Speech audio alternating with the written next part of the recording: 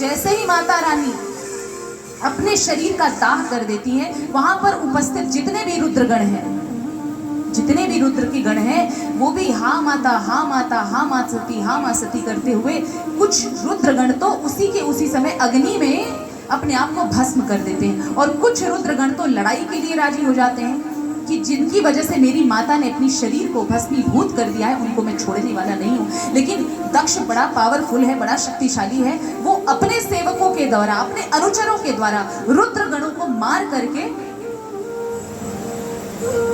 कुछ को मार पाता है, और कुछ रुद्रगण जो है भग जाते हैं कि अब हमें तुरंत चलना चाहिए, शीघ्रातिशीघ्र महादेव जी के पास जाना चाहिए और उनको इस बात से सूचित कर देना चाहिए।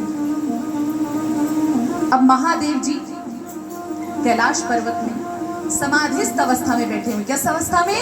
समाधि में लीन है प्रभु। प्रभु तो सब जान रहे हैं, भगवान की नेत्र यदि बंद होती है फिर भी वो सब कुछ देख पाने में सक्षम है। भगवान तो जान ही रहे हैं क्या क्या वहां पे हुआ है, उस यज्ञ अनुष्ठान में क्या हुआ है क्या नहीं हुआ है, सब कुछ पता है।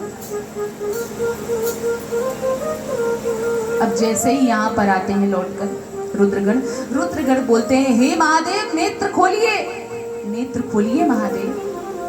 महादेव जी ने नेत्र खोला, क्या हुआ? सती तो ठीक है, कहाँ है सती? जबकि जान रहे महादेव फिर भी पूछते हैं कि कहाँ है सती। कहते हैं भगवान सती मैया ने अपनी शरीर को अग्नि में भस्मीभूत कर दिया है, जला दिया है। अच्छा, नारद जी भी वहां पर पहुंचते हैं। भगवान शंकर अत्यंत क्रोधित हो जाते हैं, नील लोहित भगवान, उनकी तीसरी जो नेत्र है वो भी खुल जाती है। भगवान तुरंत अपनी जटा से एक जटा के एक हिस्से को उखाड़ करके नीचे पटक देते हैं, तो उसमें से वीरभद्र नाम का एक शक्तिशाली भगवान का अंश जो है प्रकट होता है, और काली मैया भी साथ में प्रकट होती है। कौन? काली मैया और वीरभद्र। भगवान तुरंत आदेश देते हैं कि हे वीरभद्र, तुम तुरंत दक्ष के यज्ञ में जाओ। कहाँ जाओ?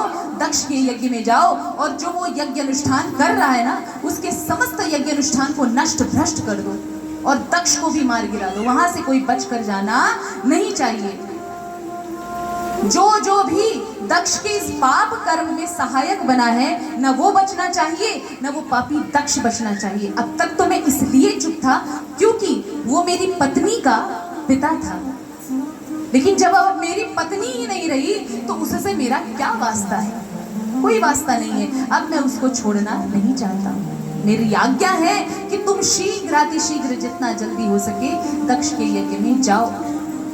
तुरंत वीरभद्र महाकाली के साथ में दक्ष के यज्ञ में प्रवेश करता है, और उसके समस्त जो गण हैं सारे के सारे दक्ष के अनुचरों से भिड़ जाते हैं।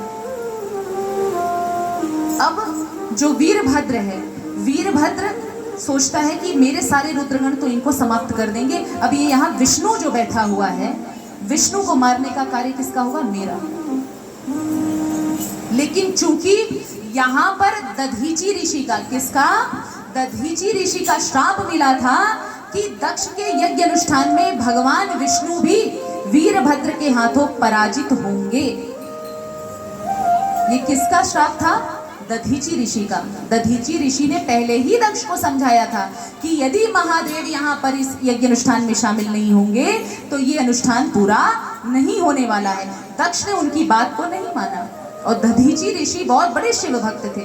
दधीची ऋषि यज्ञ अनुष्ठान में जाते मान से ही वो तो चले गए थे और श्राप दे कर गए थे। एक ब्राह्मण ने श्राप दिया था, दधीची ऋषि ने श्राप दिया था कि मैं तो चला जा रहा हूँ। यहाँ पर जब उन्होंने देखा, सती मैया से पहले किसने देखा था कि रुद्र का यहाँ पर भाग नहीं है? दधीची ऋषि ने। तो दधीची ऋषि ने कहा कि यहाँ पर भगवान महादेव का भाग नहीं, इसलिए मैं यहाँ पे रुक सकता नहीं हूँ, और तुम्हारा जो ये यज्ञ अनुष्ठान है वो पूरा होने वाला भी नहीं है, तुम देख लेना। तो वही परिणाम आज हुआ है। इसीलिए कहा जाता है ब्राह्मणों का आशीर्वाद भी लगता है और ब्राह्मणों का श्राप भी लगता है। तो कोशिश ये करिए कि ब्राह्मण हमसे प्रसन्न रहे, दुखी ना हो, कष्ट ना हो, मनसा वाचा कर्मणा। कोशिश ये करिए कि ब्राह्मण, कोई भी संत भगवान का भक्त हमसे दुखी ना हो। तब अब वीरभद्र का सामना किससे हो रहा है? भगवान विष्णु से हो रहा है। भगवान विष्णु कहते हैं देखो वीरभद्र, मेरी कोई पर्सनल दुश्मनी नहीं है और हमारा तो काम ही है, हमें कोई भी भजेगा हमको उसको वरदान देना ही पड़ेगा, उसका कल्याण करना ही पड़ेगा, चाहे कोई भी भजे, चाहे दानव भजे, चाहे मानव भजे, यक्ष भजे, गंधर्व भजे, ऋषि मुनि भजे, कोई भी भजे। अब दक्ष चूंकि मेरा परम भक्त है, मैं उसका इष्ट हूं, तो उसकी रक्षा सुरक्षा का भार मेरा है। और रही बात जीतने और हारने की, वो तो पता ही है तुमको कि मैं अपने आराध्य से क्या जीतूंगा। शिव भोले तो मेरे आराध्य हैं, उनसे मेरी कोई लड़ाई थोड़ी नहीं। तो दक्ष, तो वीरभद्र, अब तुम एक काम करो, तुम मुझे, जब तक तुम मुझसे युद्ध नहीं करोगे तब तक मैं यहां से जाऊंगा नहीं। और कब जाऊंगा? जब तुम्हारे सारे शस्त्रों से मेरा ये पूरा का पूरा शरीर भर जाएगा, तब मैं यहां से अंतर्ध्यान होऊंगा, उसके पहले नहीं। अब सारे के सारे जितने भी वीरभद्र के पास अस्त्र शस्त्र थे, उन्होंने वीरभद्र ने विष्णु भगवान पे छोड़ना आरंभ कर दिया। और जब भगवान विष्णु का पूरा शरीर शस्त्र से आच्छादित हो गया, उसी समय भगवान विष्णु वहां से अंतर्ध्यान हो गए। बोले भक्त वत्सल भगवान की जय। जितने भी देवता थे, पहले तो सब लड़ाई करते हैं वीरभद्र के साथ में, उनके रुद्रों के, उनके गणों के साथ में, लेकिन जब वो जान जाते हैं कि हम इनसे लड़ नहीं सकते, इनसे लड़ पाने में सक्षम है ही नहीं, तो कुछ देवता, नारद सहित कुछ देवता तो तुरंत के तुरंत चले जाते हैं।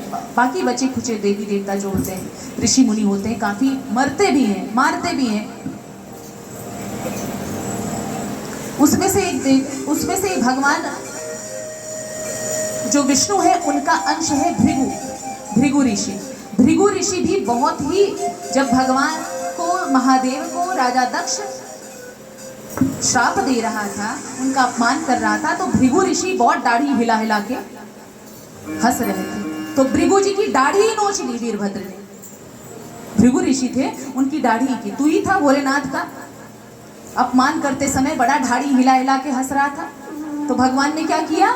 वीरभद्र ने उनकी दाढ़ी खींच ली। और भग देवता भी थे, भग नाम के ऋषि भी थे, वो आंख दिखा दिखा के बड़े हंस रहे थे। अरे वाह, दक्ष तो बड़ा अच्छा कार्य कर रहा है। तो कहते वीरभद्र तो सब जान ही रहे हैं, वीरभद्र कहे तू ही था ना जो भगवान जब अपमानित किए जा रहे थे भगवान भोले, तो तू आंख दिखा दिखा करके बड़ा मचल रहा था ना, तो ले अभी तेरा आंख निकाल लेता हूँ। भग देवता की आंखें निकाली। अब पूषा ऋषि थे, पूषा जी थे, अब पूषा बड़ा दांत हिला हिला के, वाह बहुत अच्छा दक्ष, बहुत अच्छा, बहुत अच्छा। तो अब पूषा जी के क्या करते? दांतें ही उखाड़ लेते हैं। ले अब बोल, बहुत अच्छा, कैसे बोलेगा? त्राहिमाम होने। अब सबसे बड़ा जो दुश्मन है वो कौन है? राजा दक्ष। राजा दक्ष पहले तो वीरभद्र क्या करते हैं, सारे के सारे जितने भी लोगों का हाथ था भगवान के अपमान में, जितने लोगों ने भी सुना था, उन सभी को उस अग्नि में, जो यज्ञ अनुष्ठान यज्ञ मंडप बना हुआ है, उसमें डाल देते हैं। उसके बाद अब राजा दक्ष के पास आते हैं। राजा दक्ष की भी मुंडी धड़ से अलग कर देते हैं, और देखते ही देखते राजा दक्ष का जो सर है यज्ञ में आहुति दे देते हैं। बोलिए भक्त वत्सल भगवान की। तो इतने बड़े बड़े भी राजा महाराजा भगवान का अपमान करके नहीं बच पाते हैं, संत का अपमान करके नहीं बच पा सकते। तो हमारा क्या औकात है बताइए? मानव का क्या औकात है? बहुत छोटी चीज है। हमारा अस्तित्व ही उन्हीं से शुरू होता है। अब जैसे ही